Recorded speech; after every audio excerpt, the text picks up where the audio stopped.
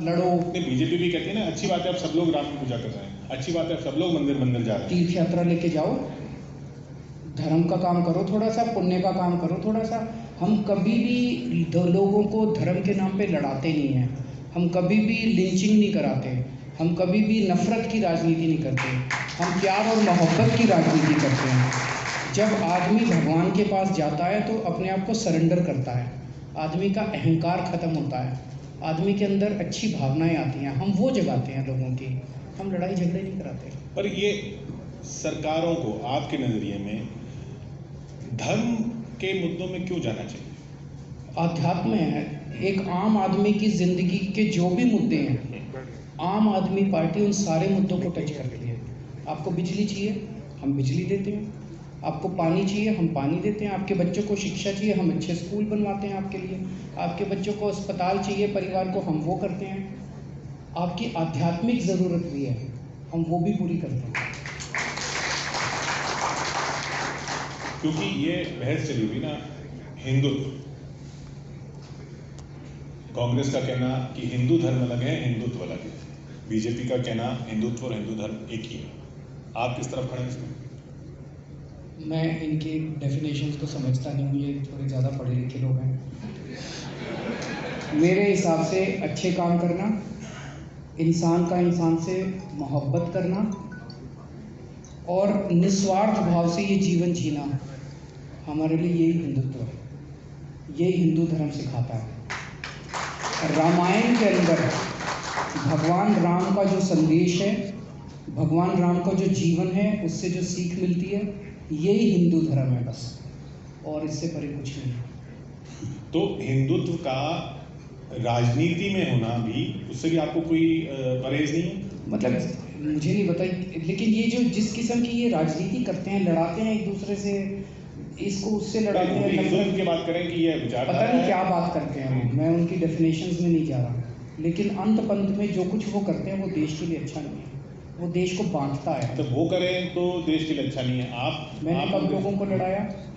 मैंने कभी आप अगर मंदिर जाएं, आप अगर वो भी जाएं, मैंने कभी उनको रोका नहीं। लड़ाएं ना देश, लोगों को नफरत ना करवाएं एक दूसरे से, और एक दूसरे 130 करोड़ लोग जब एकजुट होके काम करेंगे ना, देश को, भारत को दुनिया में कोई नहीं रोक सकता महाशक्ति होने से, बड़ी शक्ति होने से।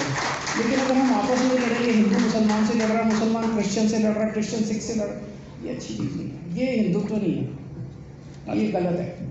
चलिए, अब चुनावों की बात है तो विपक्ष, बीजेपी का विपक्ष, आप प्रभावित होते थे ममता जी से, अभी भी प्रभावित हैं, वो आपके खिलाफ लड़ रही हैं गोवा में। ममता जी मेरी दीदी हैं, मेरी बड़ी बहन है, वो चाहे मेरे खिलाफ चुनाव लड़ें, चाहे मुझे 2 थप्पड़ मारें, मैं उनकी इज्जत करता हूँ, इनकी इज्जत करता रहूँगा। वो विपक्ष को लीड करेंगी? बड़ी अच्छी बात है, करें। आप सहमत हैं इससे कि वो लीड करें? जो मर्जी करें, देश का भला होना चाहिए, देश इम्पोर्टेंट है, जो मर्जी लीड करे, ये लीड करे, वो लीड करे, अंत पंत में देश का भला होना चाहिए। अभी तो मोदी जी लीड कर रहे हैं देश को, तो देश के लोगों ने तय किया। उनको चैलेंज कौन देगा? कौन, किस, क्या ममता जी दे सकेंगी चैलेंज, या देना चाहिए? इंडिविजुअल्स इंपॉर्टेंट नहीं है, या ममता जी के नेतृत्व में विपक्ष? मोदी जी इंपॉर्टेंट नहीं है, ममता जी इंपॉर्टेंट नहीं है, राहुल जी इंपॉर्टेंट नहीं है, अरविंद केजरीवाल भी इंपॉर्टेंट नहीं है, देश इंपॉर्टेंट है। लोग जिस दिन तय करेंगे कि इसको जिम्मेदारी देनी है, लोग उसको जिम्मेदारी देंगे, लोग तय करेंगे इसको जिम्मेदारी देनी है, लोग उसको जिम्मेदारी देंगे। सब लोग मिलके ये देखो कि देश को कैसे आगे बढ़ाना है, ये राजनीति की सबको मिलके, सब मिलके इसको हराओ, सब मिलके उसको हराओ, ये नहीं, इससे देश का भला नहीं होने वाला। सब मिलके देश को आगे बढ़ाओ, ये असली राजनीति है। ये बात तो अच्छी लगती है सुनने में, लेकिन हम देखते हैं कि ये केजरीवाल सरकार, वो ममता सरकार, वो मोदी सरकार, अब वो दिल्ली सरकार, केंद्र सरकार, बंगाल सरकार, कोई नहीं बोलता है। नहीं, जैसे जब हम जाते हैं पंजाब में, हम बात करते हैं कि हम आपके लिए स्कूल बनाएंगे, आज तक ये राजनीति बदली है पहली बार, आज तक 70 साल में एक पार्टी बता दो, एक पार्टी 70 साल में जिसने इस बात के लिए वोट मांगे हो कि हमें वोट दे दो, हम तुम्हारे बच्चों के लिए स्कूल बनाएंगे, बताओ किस पार्टी ने मांगे? आज तक 70 साल में किसी पार्टी ने इस बात पे वोट मांगे हो कि हमें वोट दे दो, हम तुम्हारे लिए अस्पताल बनाएंगे। पहली बार हमारी पार्टी जाके जिस भी राज्य में जा रही है, हम स्कूल पे वोट मांग रहे हैं, हम अस्पताल पे वोट मांग रहे हैं, और दूसरी पार्टियों को तकलीफ हो रही है। अभी पंजाब में देखो, पंजाब में हमने कहा कि हम पंजाब में आए तो हम अच्छे स्कूल बनाएंगे। वहाँ चन्नी साहब ने कह दिया था हमारे यहाँ तो शिक्षा क्रांति चल रही है, स्कूल बड़े अच्छे हैं। आज मनीष जी एक स्कूल में चले गए, वहाँ बुरा हाल, स्कूल में ना टीचर, ना क्लासरूम, ना कुछ नहीं था। वो कहते हैं आपके भी कुछ सैंपल स्कूल हैं जिनमें आपने पैसा लगाया हुआ है, आप भेज दो कल अपनी टीम, कैमरा टीम आप भेज दो। तो आज सुबह मनीष जी चले गए एक स्कूल में, तो पंजाब सरकार ने ऑर्डर जारी कर दिए कि मनीष सिसोदिया को किसी स्कूल में नहीं घुसने देना। ये क्या बात है? अरे स्कूल अच्छे करने हैं यार, अच्छे करेंगे ना, मिलके करेंगे सारे जने स्कूल अच्छे। पंजाब की आप बात कर रहे हैं तो वहाँ पे सबसे बड़ा सवाल ये कि आम आदमी पार्टी का चेहरा कौन सा होगा। आप कह रहे हैं व्यक्ति इंपॉर्टेंट नहीं है, लेकिन नवजोत सिंह सिद्धू की आप तारीफ कर देते हैं, वो कभी मना कर देते हैं, फिर वो कुछ ऐसा देख लगता है कि फिर आपकी तरफ आ रहे हैं तो आप उनके खिलाफ बोलना शुरू कर देते हैं। ये क्या गेम क्या चल रहा है? क्वेश्चन क्या है आपका? आपके साथ आ रहे हैं, वो आपके साथ आ रहे हैं? नहीं आ रहे हैं, नहीं आएंगे, अब फाइनल है। फाइनल। वो कह रहे हैं कि आप लॉलीपॉप देते हैं पब्लिक को, आप उनको सीएम का लॉलीपॉप देंगे? वो आ ही नहीं रहे। मैंने कहा वो खुश हैं वहाँ पे कांग्रेस में। अब फाइनल बात हो गई। हाँ। लेकिन कब तक चलती रही है बात पिछले कुछ अब अंदर की बातें आपको थोड़ी बताएंगे टीवी प्रोग्राम में। फिर भी अगर सरकार आपकी बनती है तो आप तो नहीं रहेंगे पंजाब में। बिल्कुल नहीं। आप कह रहे हैं असली केजरीवाल नकली केजरीवाल की लड़ाई, लेकिन असली केजरीवाल तो पंजाब जाने वाला नहीं है, तो वहाँ कौन होगा? वहाँ पे कुछ दिन के अंदर हम घोषणा करेंगे, चुनाव के थोड़ा करीब आने पे सीएम कैंडिडेट की घोषणा करेंगे। भगवंत मान के समर्थक नाराज हो जाते हैं कि आप उनका नाम नहीं लेते हैं। जो भी है अभी नहीं, चुनाव आने के क्लोज आने के बाद करेंगे। होगा पंजाब से ही? होगा पंजाब से। पंजाब का ही रहने वाला होगा? कितनी उम्र होगी, कितनी हाइट होगी, सारा अभी पूछेंगे यार, और फिर प्रोग्राम चलाएंगे कि ये हो सकता है, कि ये हो सकता है, कि ये हो सकता है। नहीं मतलब ये पेज फंसा तो हुआ है। अच्छा होगा, ईमानदार होगा, डेडिकेटेड होगा, देशभक्त होगा, स्कूल अच्छे बनाएगा, अस्पताल अच्छे बनाएगा, बिजली अच्छी देगा, खेती अच्छी करेगा, रोजगार देगा। खेती से बात आई पंजाब की, पराली चलाने को अपराध की श्रेणी से हटा दिया गया, सही किया? देखिए, इसको अपराध करके और आप किसानों मतलब को डिक्रिमिनलाइज किया गया ना। किसानों को पकड़ना चालू करें, किसानों को जेल डालना चालू करें, एफआईआर दर्ज करनी चालू करें, ये तो अच्छी बात नहीं है। हमने, दिल्ली सरकार ने एक दूसरे के ऊपर उंगली उठाने की बजाय समाधान निकाला। हमने एक बायोडिकम्पोजर पूसा इंस्टीट्यूट के साथ मिलकर बनाया। उसको अगर आप छिड़काव कर दो तो जो पराली है वो खाद बन जाती है, गल जाती है, खाद बन जाती है। दिल्ली सरकार ने दिल्ली के किसानों के सारे खेतों में फ्री में छिड़काव करा दिया और किसान खुश हैं। पंजाब सरकार क्यों नहीं करा सकती? हरियाणा सरकार क्यों नहीं करा सकती? दोष किसान का नहीं है। एफआईआर करनी है तो पंजाब सरकार पे एफआईआर करो ना, किसान पे एफआईआर क्यों कर रहे हो? अगर एफआईआर करनी है हरियाणा सरकार के ऊपर एफआईआर करो, किसान के ऊपर एफआईआर क्यों कर रहे हो? क्रिमिनलाइज कर रहे हैं तो पंजाब सरकार क्रिमिनल है, हरियाणा सरकार क्रिमिनल है, उनका दोष है, किसान का दोष नहीं है। आपने जिस डिकम्पोजर की बात की उस पर इल्जाम लगा कि वो तो लगाया आपने उसमें लाखों और उसका प्रचार कर दिया करोड़ों में, तो प्रचार होना चाहिए। प्रचार इतनी अच्छी चीज़ है, हमने इतना प्रचार किया फिर भी नहीं करते ये लोग। हमने प्रचार इनके लिए किया था कि थोड़ा टीवी में ऐड देख लेंगे तो पंजाब सरकार भी कर लेगी। वो टीवी में ऐड देख के भी नहीं करते, उनकी नीयत फिर भी नहीं पलटती। आपकी सरकार अगर आएगी पंजाब में तो दिल्ली वालों को साफ हवा मिलेगी? बिल्कुल मिलेगी। मैं समझता हूँ कि इसके ऊपर अब मजाक की बात अलग है, लेकिन इस पर राजनीति नहीं होनी चाहिए। अब समाधान है, सारी सरकार को मिलके काम करना चाहिए। मैं आपको एक पराली से कोयला बनता है, पता है आपको? पराली से सीएनजी बनती है, करनाल में एक प्लांट है। पराली से गत्ता बनता है, पराली से बिजली बनती है।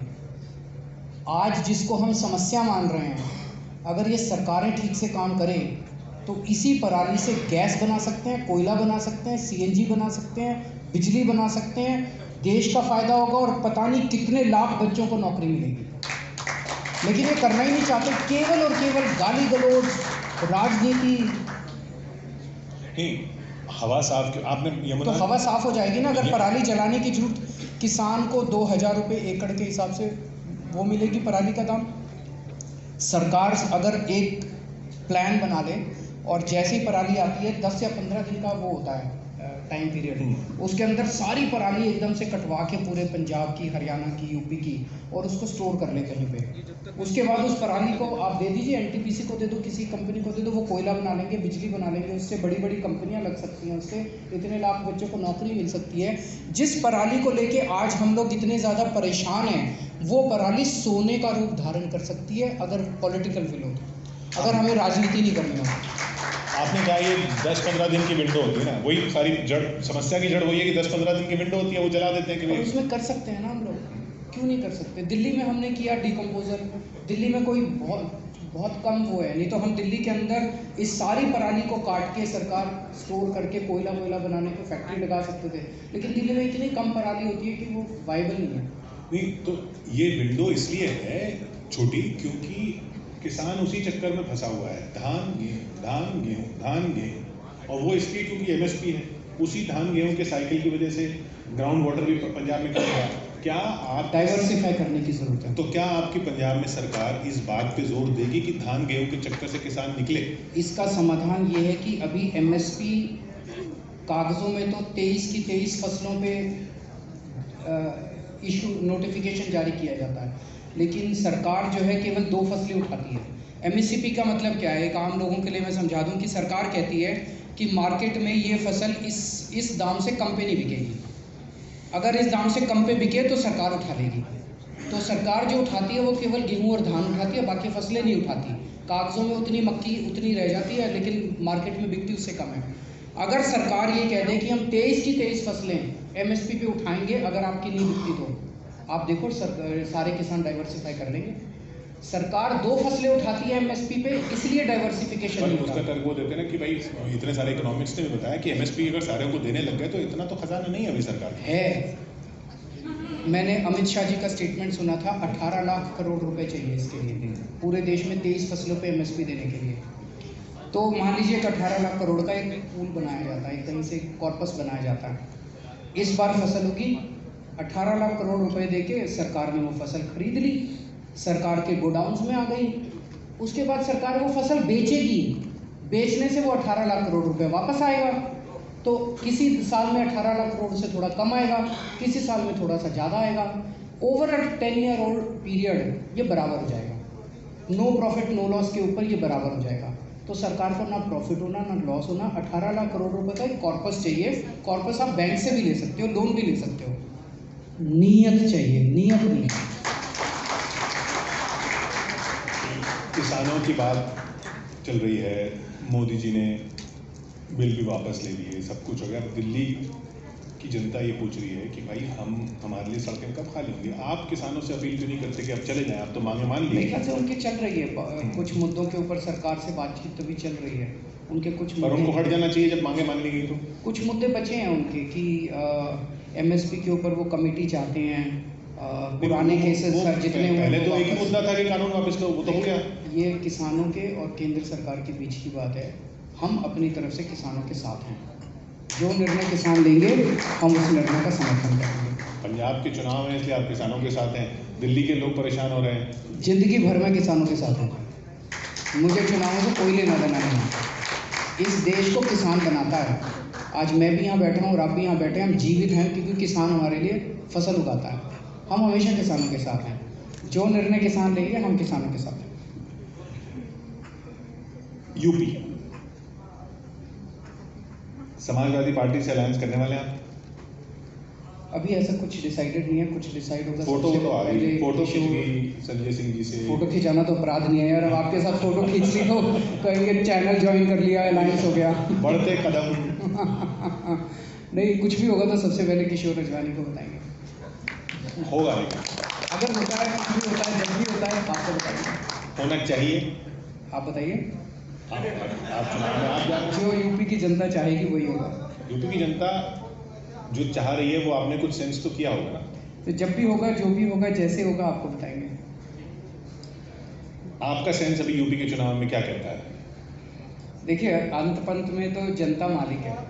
तो जनता जो भी निर्णय लेगी, जिसको भी मौका देगी, वही सरकार चलाएगा। पर मुझे लगता है कि शायद मौजूदा सरकार जो है उत्तर प्रदेश में, माहौल काफ़ी ज़्यादा उनके खिलाफ है। मतलब वो वापस नहीं आएंगे आपकी नज़र में? ऐसा लगता है। तो फिर उनकी जगह कौन आएंगे? दूसरे आएंगे, उनके विपक्षी अखिलेश यादव। तो अब जब आपको लग ही रहा है कि अखिलेश यादव आने वाले हैं, अखिलेश यादव के साथ आप जुड़ना चाहेंगे क्योंकि वो तो आने वाले हैं? आप करा दीजिए।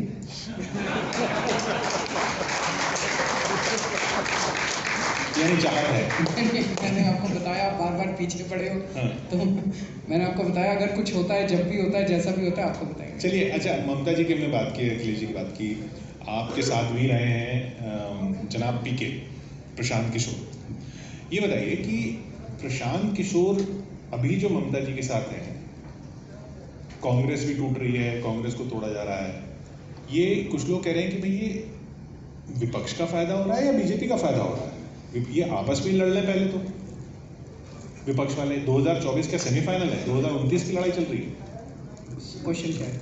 क्वेश्चन ये है कि 2024 में क्या मोदी जी को चुनौती मिलती दिख रही है आपको, या पहले अभी यहाँ ये तय होगा कि विपक्ष में से कौन चुनौती देगा? मैंने फिर से आपको कहा, इसको हराना, इसको जिताना, इस पार्टी को हराना, इस शख्स को जिताना, ये किसका चेहरा हो, ये मेरे लिए इम्पोर्टेंट नहीं है। देश को आगे बढ़ाने का प्लान क्या है अपने पास? जनता उम्मीद पे वोट देती है। जनता किसी को हराने और जिताने के लिए वोट नहीं देती। दिल्ली में जब हम पहला चुनाव लड़े थे, हमारे पास क्या था? हम तो कुछ भी नहीं थे। जनता ने देखा, यार ये 5-7 लड़के हैं, बड़े ईमानदार हैं, कट्टर देशभक्त हैं, जिद्दी हैं थोड़े, लेकिन एक बार इनको मौका मिलना चाहिए। अन्ना आंदोलन में इन लोगों ने बड़ा संघर्ष किया, उस उम्मीद पे जनता ने वोट दिया। अगर 2024 के चुनाव में जो भी पार्टी देश के लोगों के सामने एक उम्मीद पैदा करेगी, वो जीतेगी। या पार्टियों का कोई समूह देश के सामने एक उम्मीद पैदा करेगा, वो समूह जीतेगा। कोई जाके कहेगा हम सारे इकट्ठे हो गए क्योंकि इसको हराना है। अरे हराने का काम है, जिताने का काम जनता करती है, आप नहीं करते। जनतंत्र के अंदर जनता करती है। देश के लिए एक प्लान बनाओ, देश के लिए एक ढांचा तैयार करो कि हम आए तो हम ये करेंगे, हम आपके बच्चों को ये देंगे, हम आपके परिवार के लिए ये करेंगे, हम भारत को यहाँ ले जाएंगे। ऐसा कोई प्लान अगर कुछ पार्टियां मिलकर बनाती हैं, उम्मीद पैदा करती हैं लोगों पे, वो जीतेगा। तो आप जो कह रहे हैं कि दूसरे राज्यों में जाके ये वो बीजेपी की तरफ से आया कि ये गुजरात मॉडल है, ये देखिए ये सब जगह लगाएंगे। गुजरात मॉडल कोई नहीं है, बीजेपी मॉडल है। क्या है गुजरात मॉडल, आप ही बता दो जरा। गुजरात मॉडल के नाम पे इतने राज्यों में सरकार क्या है वो कि भाई इतना विकास होता है, इतनी तेजी क्या से विकास क्या किया से विकास होता है, जैसे वहाँ इन्वेस्टमेंट आता है, यही गुजरात मॉडल दिया जाता है। बता दो ना थोड़ा सा मेरे को। भाई जैसे दिल्ली मॉडल, दिल्ली जब आप दिल्ली मॉडल कहते हो, आप कहते हो दिल्ली मॉडल, मैं बता देता हूँ क्या है। आप मेरे को गुजरात मॉडल बता दो। दिल्ली मॉडल है, स्कूल अच्छे कर दिए, शिक्षा सबको चाहिए, अस्पताल अच्छे कर दिए, मोहल्ला क्लिनिक खोल दिए, सबका इलाज फ्री है। क्रोसिन से लेके अगर 70 लाख रुपए का ऑपरेशन होगा वो भी फ्री है, सारी जनता के लिए पूरे दिल्ली में। हमने बिजली मुफ्त कर दी, बिजली 24 घंटे कर दी, पानी मुफ्त कर दिया, पानी ठीक कर रहे हैं, यमुना साफ कर रहे हैं। ये दिल्ली मॉडल है। अब थोड़ा गुजरात मॉडल भी समझा दो। पर यमुना साफ हुई नहीं, हो जाएगी। मैंने 2025 तक का टाइम मांगा है। 2025 में वोट मत देना अगर साफ नहीं हो तो। अब आप गुजरात मॉडल समझाओ। गुजरात मॉडल के नाम पे भाई इन्वेस्टमेंट आता है, और इन्वेस्टमेंट से तो वो गुजरात मॉडल नहीं था। गुजरात के लोग बहुत अच्छे हैं, गुजराती बहुत अच्छे हैं, ईमानदार हैं, मेहनती हैं। वो बीजेपी मॉडल था जो झूठा मॉडल था, अब बेनकाब हो गया। ये बताइए, आप ये जो फ्री की बात कर रहे हैं, इस पर कई बार इल्ज़ाम लगता है, जैसे अब यहाँ पे आपने पंजाब में कहा कि 1000 रुपये हम महिलाओं को दे देंगे, देने चाहिए ना। तो वो कह रहे दिल्ली में क्यों नहीं दे रहे? देंगे। दिल्ली में जहाँ सरकार है वहाँ पहले दीजिए ना। क्यों पहले, क्यों? कुछ काम पंजाब में भी पहले होने चाहिए। ऐसा क्या है? दिल्ली में भी देंगे, तैयारी कर रखी है। समय हम तय करेंगे चुनाव, नहीं जब हम तय करेंगे, हमारी मर्जी, पर दिल्ली में भी देंगे। अगर वो कह रहे हैं महिला, सिद्धू जी ने कहा महिलाओं के आप इतने देशी हैं तो कोई महिला मंत्री भी नहीं आती। सिद्धू जी तो हमें महिलाओं के बारे में ना ही सिखाएं तो अच्छा है। उनके खुद के मुख्यमंत्री मीटू में फंसे हुए हैं। नहीं, जो पंजाब में महिलाओं को आप वो कह रहे हैं कि आप लॉलीपॉप दे रहे हैं, हैं, तो दिल्ली में क्यों नहीं? तो दिल्ली में कह तो रहा हूँ कि देंगे हम, दिल्ली में देंगे हम, बताएंगे आपको। चिंता क्यों करते हैं? एक ये बताइए, वही सवाल जो पंजाब में वही उत्तर प्रदेश में, यहाँ पे भी अगर आप दावेदारी कर रहे हैं तो यहाँ पे मुख्यमंत्री का पद का उम्मीदवार कौन आपका, यहाँ पे भी बताएंगे? एक बार ही थोड़ा सा समझ लेते हैं उत्तर प्रदेश का, उसमें बताते हैं आपको सारी डिटेल्स। उत्तराखंड में? उत्तराखंड में तो हमने घोषित कर दिया, कर्नल अजय कोटिया। और गोवा में? गोवा में थोड़े दिन में करेंगे। गोवा में कहते हैं सरकार तो चुनाव के बाद बनती है। हाँ, लेकिन हम अपना कैंडिडेट डिक्लेयर करेंगे थोड़े दिन में। तो इस बार भी अगर गोवा में चुनावों के बाद वाली सरकार बनी तो आप भी उस दौड़ में शामिल होंगे बाद में जोड़ तोड़ के? देखते हैं क्या माहौल रहता है, जनता क्या मैंडेट देती है, कैसा मैंडेट आता है, कौन होता है, अभी से कह पाना बड़ा मुश्किल है। क्योंकि राहुल जी के साथ भी कुछ पार्टियां आ गई हैं, गोवा फॉरवर्ड और ये सब, जो पहले लग रहा था शायद आपके साथ जाएंगी, तो आपकी बात उनके साथ क्यों नहीं बनी? आप अकेले लड़ेंगे? देखते हैं, मुझे नहीं लगता कि कुछ होगा, जोड़ तोड़ हमारे बस की बात नहीं है। हमसे होता नहीं है। नहीं होगा, यानी ज़रूरत नहीं पड़ेगी। अभी चुनाव के बाद क्या परिस्थिति बनेगी मैं कैसे कह सकता हूँ? चुनाव के बाद जो भी परिस्थिति बनेगी, जनता जो भी मैंडेट देगी, उस मैंडेट के हिसाब से आगे की कार्रवाई होगी। विपक्ष की माहौल की बात करें, विपक्ष के आप एक बहुत अहम किरदार इसलिए माने जाते हैं क्योंकि आपने बीजेपी को दिल्ली में चुनौती दी, और इस वक्त जो भी बीजेपी को कहीं पर भी चुनौती देता है उसको जनता, विपक्ष के जो समर्थक हैं वो इस नज़र से देखते हैं कि ये ऐसा क्या कर रहे हैं कि बीजेपी को चुनौती दे पा रहे हैं, क्योंकि बीजेपी जिस तरीके से स्ट्रीम रोल करती चली गई। आपकी नज़र में ऐसा क्या है? आपके पास अगर दिल्ली की बात करें तो लोकसभा तो सीटें 7 ही बढ़ती हैं, बाकी जैसे ममता जी के पास 42 का एरिया है, बाकी लोगों के पास है, तो आपके पास ऐसा क्या फॉर्मूला है जो विपक्ष को सीखना चाहिए? मैंने जैसे कहा, हर चुनाव उम्मीद पे लड़ा जाता है। अगर जनता को उम्मीद हो कि इनको वोट देने से मेरी ज़िंदगी थोड़ी सी बेहतर होगी तो जनता उसको वोट देती है। पहला चुनाव, मैं आपको उदाहरण, पहला चुनाव 2013 में लड़ा जब हमारी 28 सीट आई थी। उस टाइम जनता ने अन्ना आंदोलन देखा था। 49 दिन की सरकार बनी, 49 दिन में दिल्ली से भ्रष्टाचार खत्म कर दिया था, बिजली के रेट आधे कर दिए थे, पानी मुफ्त कर दिया था। ये 3 चीज़ें करी थी हमने। उस बेसिस पे जनता ने हमें 67 सीट दे दी। जनता को उम्मीद हुई कि यार इनको 49 दिन मिले तो इन्होंने इतना अच्छा कर दिया, अब इनको 5 साल दो, फुल मेजॉरिटी। तो जनता ने उम्मीद पे दिया। 5 साल में हमने इतना अच्छा काम किया कि जनता ने कहा इनको और 5 साल दो, क्योंकि इन्होंने अभी यमुना भी साफ़ करनी है, इन्होंने अभी पानी भी ठीक करना है, अभी कई सारे काम बाकी हैं।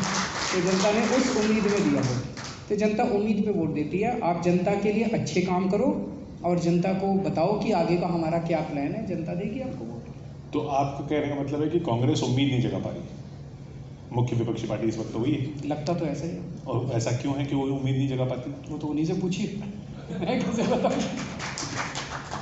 आपकी स्टडी क्या कहती है कि ये क्या ये पार्टी क्यों नहीं लीडर बन रही हो, लीडर बन पाती? क्योंकि आपकी बातचीत हुई, राहुल जी से भी बात हुई पिछली बार चुनाव में। मेरी कभी बातचीत नहीं। आपकी कभी बातचीत नहीं हुई? आपकी पार्टी की बातचीत तो हुई थी दिल्ली में, ममता जी से आपकी बातचीत हुई, शरद पवार जी से भी आपकी बातचीत हुई। मेरा आपसे निवेदन है, आप इन पार्टियों के और नेताओं के चक्कर छोड़ो, देश की सोचो। ये बड़ा घन चक्कर है, उसकी उससे बातचीत हुई, उसकी उससे बात हुई। आपकी पत्रकारों के आधे से कुछ ज़्यादा क्वेश्चन ही होते हैं, उस नेता ने आप ये बयान दिया, आपको इस पे क्या कहना है? अरे दिया अपने घर पे दिया है, मैं क्या लेना देना। हम क्यों दूसरे के बयानों के ऊपर, एक दूसरे के तिगड़म के ऊपर? देश के बारे में सोचो सारे जने मिलके। हमारा देश के अंदर बहुत बड़ी सामर्थ्य है आगे बढ़ने की, तो गंदी राजनीति की वजह से नहीं बढ़ पा रहा। नहीं, पर आप इसको गंदी राजनीति कैसे करें? देश का समर्थन अगर एक पार्टी के साथ है तो वो भी तो कुछ देश में सोच समझ के ले रहा है। अब उन्होंने जो भी परफॉर्म किया, अगली बार लोग देखेंगे। अगर अगली बार इनसे बेहतर कोई उम्मीद जगा पाएगा तो उसको वोट देगी जनता।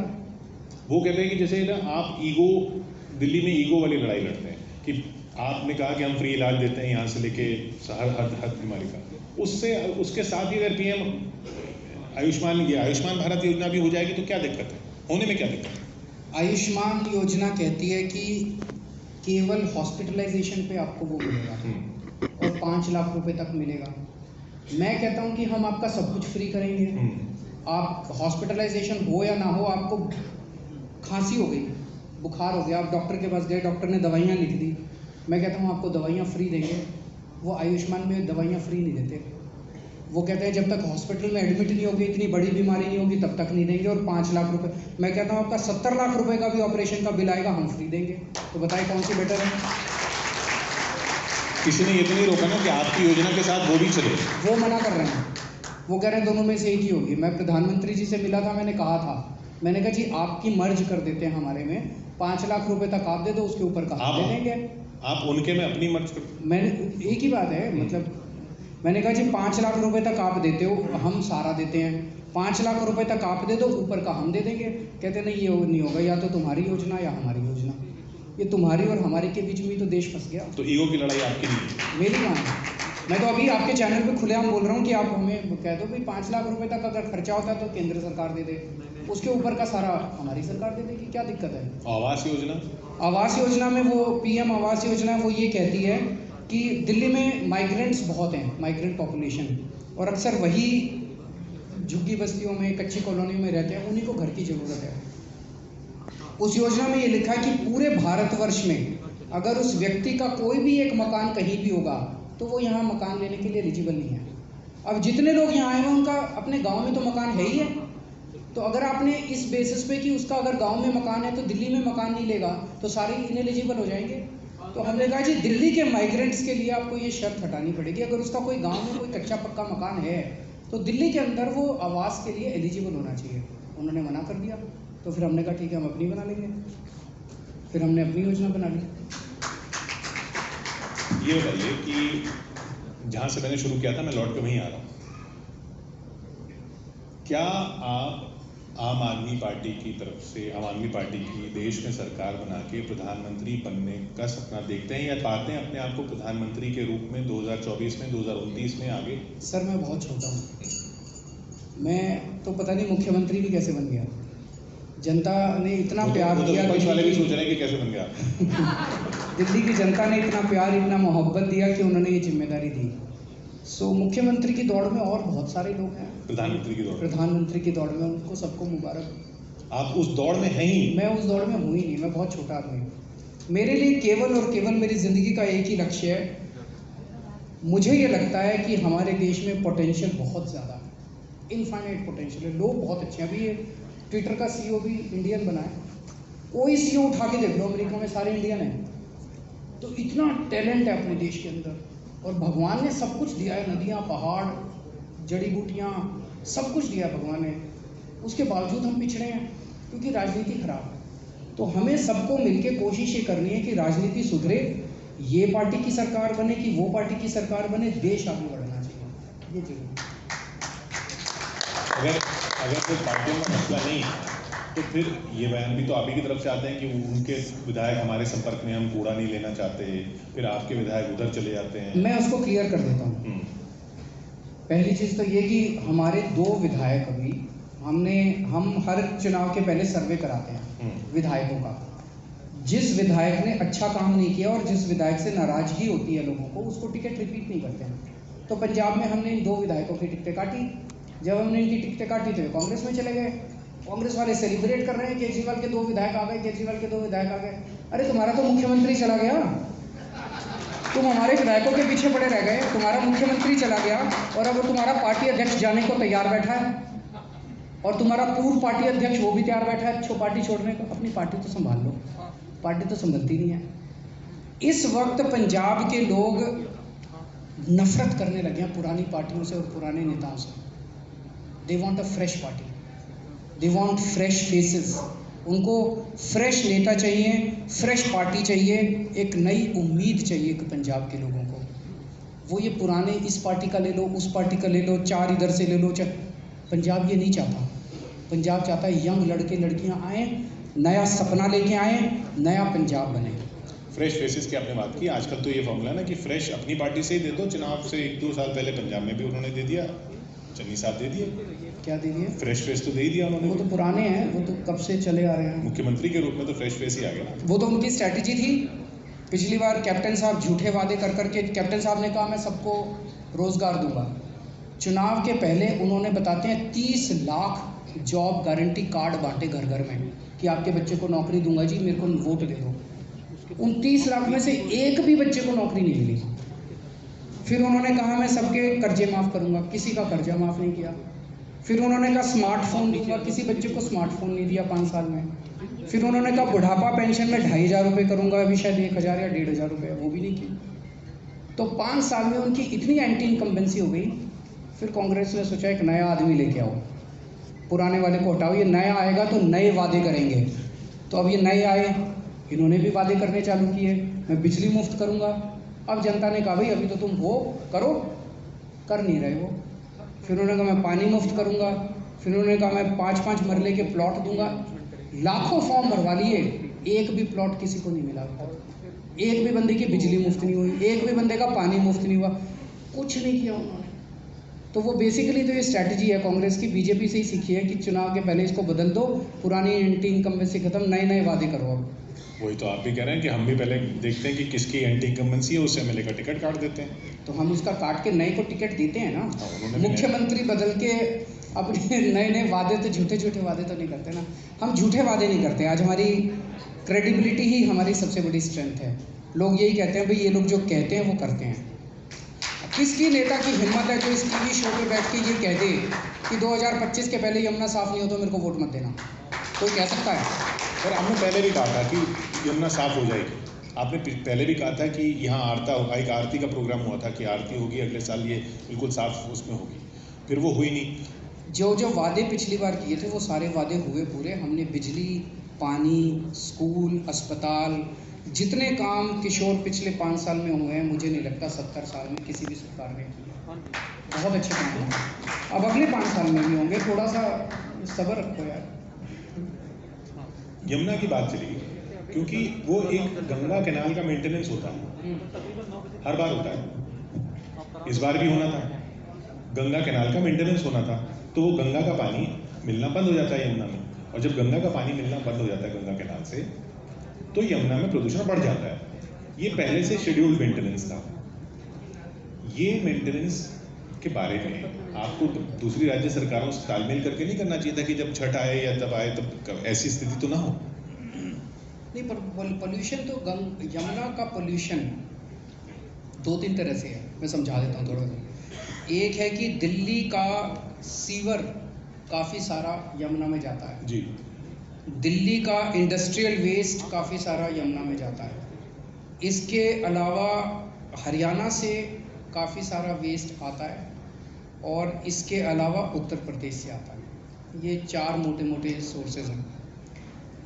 अब इन चारों का हमने प्लान बनाया है। ये उम्मीद करना कि हरियाणा को हम कोसते रहें, यूपी को कोसते रहें, तुम नहीं क्यों भेज रहे हो, वो चलेगा नहीं।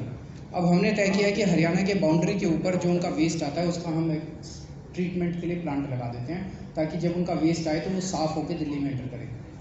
यूपी का जो है उसमें प्लांट लगा देते हैं, उसका यूपी में साफ़ होकर दिल्ली में एंटर करे। दिल्ली का टोटल वेस्ट जो है, सीवेज जो है, वो 700 के करीब 700 MGD है। दिल्ली में भी 600 की कैपेसिटी है। इसको हम 1000 तक ले जा रहे हैं। 1000 MGD के प्लांट लगा रहे हैं, तो ओवर कैपेसिटी क्रिएट कर रहे हैं भविष्य के लिए। तो उसके बाद ये सारा का सारा दिल्ली का सीवर जो है वो वहाँ जाना बंद हो जाएगा। जो कॉमन एफ्लुएंट ट्रीटमेंट प्लांट्स हैं इंडस्ट्रियल एरियाज़ के अंदर, उसमें प्रॉब्लम्स चल रही हैं, उनको सबको ठीक कराने के मैंने ऑर्डर दे दिया है। एक वो टाइमलाइंस के साथ वो सारे ठीक हो जाएंगे तो इंडस्ट्रियल वेस्ट भी उसके अंदर जाना बंद हो जाएगा। उसके बाद जितने दिल्ली के 5 बड़े नाले हैं, Shahdara drain, supplementary drain, Barapullah drain, ये नजफगढ़ ड्रेन, 5 बड़े बड़े नाले हैं। ये सारे दिल्ली के अंदर से जब निकलते हैं तो अच्छा नहीं लगता। दिल्ली के अंदर से इतने बड़े बड़े नाले निकलते हैं, अच्छा नहीं लगता, मच्छर मक्खी। इन सारे नालों को हम एक स्पेशल टेक्नोलॉजी से इन सीटू ट्रीटमेंट करा के ये सारे नाले फ्रेश होंगे। जब आपके घर के सामने से जो आज गंदा नाला बह रहा है, इसमें से साफ़ पानी बहेगा और इसका दोनों तरफ से डेवलपमेंट भी करेंगे, साफ़ करेंगे इन सारे नालों को। इसके बाद यमुना में गंदा पानी मिलना बंद हो जाएगा। ये हमारा पूरा प्लान है। हाँ, ये तो आगे का सफाई का प्लान था।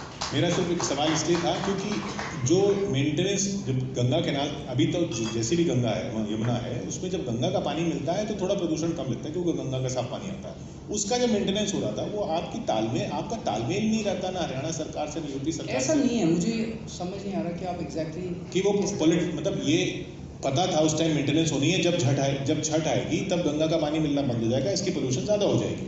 ये प्लानिंग पहले होनी चाहिए थी ना। मतलब आप ये कह रहे हो कि हमने छठ के दौरान यमुना में क्यों नहीं अलाउ किया वो छठ का सेलिब्रेशन? नहीं, मैं ये कह रहा हूँ कि जब छठ आने वाली थी तब गंगा का पानी बंद हो गया था। ये यूपी गवर्नमेंट से बात करके सेटल क्यों नहीं किया गया? क्योंकि यहाँ पे छठ आने वाली है। मैं बात करता हूँ क्या है एग्जैक्टली। कुछ तालमेल, क्योंकि बीजेपी की सरकारें हैं इसलिए झगड़ा चलता है। पलट देखिए, लोगों की नज़र में होता है कि वहाँ बीजेपी के, यहाँ दिल्ली के, ये झगड़ा हमारा पानी हम दोनों आम आदमी पार्टी की बनवा दो ना, झगड़ा ही खत्म हो जाएगा। यूपी में बनवाने के लिए तो भी आपको टाइम लगेगा। आप खुद ही कह रहे हैं कि नहीं बनेगी। ठीक है, यूपी में आप खुद ही मान रहे हैं कि अभी सरकार बनाने की स्थिति में नहीं आएंगे। उत्तराखंड में आ जाएंगे। उत्तराखंड में भी कोशिश जारी है, पंजाब में भी कोशिश जारी है, गोवा में भी कोशिश जारी है, उत्तर प्रदेश में भी कोशिश जारी है। जनता को तय करना है कि कहाँ हमें मौका देंगे। लेकिन आपको कहीं लग रहा है कि आप सरकार बनाने की स्थिति में होंगे? क्योंकि जनता तय करेगी, जनता के उस पर छोड़ दीजिए। नहीं, पहले let the people decide. Delhi में तो आप सीटें तक बता देते थे। नहीं, जनता को डिसाइड करना। और जनता का मूड अभी आपने भापा नहीं है या भाप लिया इसलिए ऐसा कह रहे हैं? जनता को तय करने दीजिए। केजरीवाल जी, ये नई राजनीति पुरानी राजनीति से क्यों लगने लगी है अब आप फिर वही कि जनता को डिसाइड करने दीजिए? और आपको जनता पे विश्वास क्यों नहीं है? मैं आपको फोन करता आप इसको पुरानी राजनीति, नई राजनीति। Democracy by the people, for the people, of the people, not by the politicians, of the politicians, for the, not by the parties, of the parties. Unfortunately हमारी सब पॉलिटिकल डिस्कोर्स में हम केवल नेताओं और पार्टियों की बात करते हैं, जनता की बात ही नहीं करते। जबकि जनता सुप्रीम होती है और जनता बड़े बड़े नेताओं को मजा चखा चुकी है, बड़ी बड़ी पार्टियों को मजा चखा चुकी है। जनता पे भरोसा कीजिए, आपकी राजनीति सक्सेसफुल हो जाएगी। इसी नोट पर बहुत बहुत शुक्रिया आपका केजरीवाल जी हमारे साथ जुड़ने के लिए। अरविंद केजरीवाल, मुख्यमंत्री दिल्ली, न्यूज़ 18 इंडिया चौपाल में।